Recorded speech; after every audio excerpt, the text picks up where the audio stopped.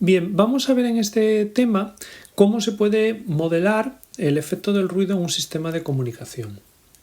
Hasta ahora hemos visto sistemas de comunicación que utilizaban señales, en nuestro caso analógicos, pero que no tenían ningún tipo de ruido, que el canal no introducía ningún tipo de ruido. Y eso obviamente no es el caso habitual. Lo normal es que el canal de transmisión de una u otra manera me añada ruido a la señal, lo cual va a complicar lógicamente un poco más la detección. Voy a partir del esquema que tenéis aquí en la pantalla, donde lo que veis es un sistema de comunicaciones. Voy a pensar que es uno de los que hemos visto hasta ahora, un sistema analógico, aunque sería esto extrapolable de alguna manera a un sistema digital, como veremos más adelante en los temas siguientes. Pero lo que tengo en primer lugar aquí es un transmisor que puede ser, como digo, un transmisor DBL o AM o FM, el que queramos, al cual le entra una señal original, un mensaje que es XDT. Ese transmisor lo que va a hacer es generar una señal que va a ser la señal transmitida y que va a tener una potencia que voy a llamar S sub T. S sub T es la potencia de la señal transmitida. Es la que se calcula, la potencia media que se calcula con las expresiones que tenéis en el formulario de potencia media de una señal AM, de una señal DBL, etc. La señal ahora viaja por un canal, como siempre, un canal que yo estoy modelando aquí como un canal con pérdidas L. Si L está en unidades naturales, lo que tendré aquí es que a la salida del canal voy a tener una potencia que va a ser la potencia transmitida partido por L, partido por las pérdidas. Y ahora viene el primer bloque que es nuevo, que es este de aquí. Aquí lo que estoy haciendo es modelar cómo se introduce el ruido. Vamos a considerar siempre ruido aditivo. Ruido aditivo quiere decir que se introduce, como estáis viendo aquí, como una suma a la propia señal que viaja por el canal. Y además voy a considerar siempre ruido blanco. Ruido blanco es aquel que se caracteriza por tener una densidad espectral de potencia, que aquí simbolizo como G de omega, una densidad espectral de potencia que es constante, que es un número. En nuestro caso lo vamos a llamar siempre n sub 0 medios. Lo de n sub 0 medios es puramente una convención que intenta de alguna manera como reflejar que el ruido tiene influencia tanto en la parte de frecuencias positivas como frecuencias negativas. La densidad espectral de potencia, como sabéis, tiene como unidades la unidad de potencia partido de la unidad de frecuencia, en mi caso vatios partido por hercio. Y también podría escribir, si quisiera, que sabiendo que la relación entre densidad espectral de potencia y la autocorrelación es la transformada de Fourier, podría escribir que la autocorrelación de ese ruido, si la densidad espectral de potencia es una constante, la autocorrelación es la transformada inversa, con lo cual va a ser puramente una delta en el origen.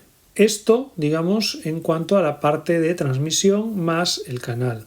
Luego tengo aquí lo que sería el receptor, que sería toda esta parte de aquí. Un receptor que he dividido en tres bloques. En primer lugar tengo un filtro de predetección, un filtro de recepción, que es un filtro pasobanda que se encargaría de sintonizar la señal pasobanda que me llega. Voy a suponer que teniendo un ancho de banda, que aquí he puesto como B sub T, que sea suficiente como para dejar pasar a la señal transmitida completamente, y con una respuesta en frecuencia que he puesto aquí H sub R de omega, pero que voy a considerar que sea constante y con ganancia unidad, para que no influya en absoluto en la propia señal que tengo aquí. Con eso, a la salida del detector, lo que voy a tener aquí es una señal VDT. Una señal VDT que por una parte va a ser la señal propiamente recibida, X sub CDT. X sub CDT sería esta señal que tengo aquí a la salida del canal, más la parte del ruido, NDT, donde NDT sería el ruido tras pasar por el filtro. A NDT le vamos a llamar el ruido en predetección. Después, a la salida del detector tendré una señal YDT, que es en la que luego me voy a parar un poco más.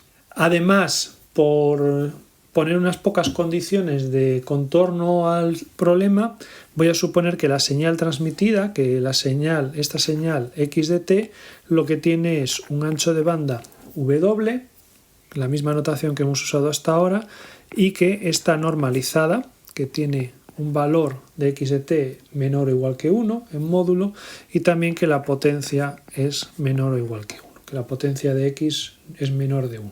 Bien, ahora la señal v de t, con todo esto, la puedo escribir, puedo ver cómo es su forma, pensando que es una señal pasobanda, es una señal que está antes del detector, todavía no la he bajado a banda base, con lo cual la puedo representar como componente en fase más componente en cuadratura, como v sub i de t, su componente en fase, por el coseno de la portadora, menos la componente en cuadratura, v sub q de t, por el seno de la portadora. El detector, como decía, podrá implementar cualquier tipo de detector de los que hemos visto, un síncrono, uno de envolvente o cualquier otro que tengamos.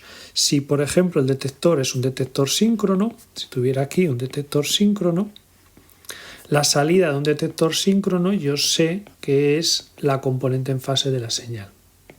Si lo que tengo es un detector de envolvente, lo que voy a tener a su salida es, como sabéis, una constante de detección por la envolvente de la señal menos el valor medio de esa envolvente.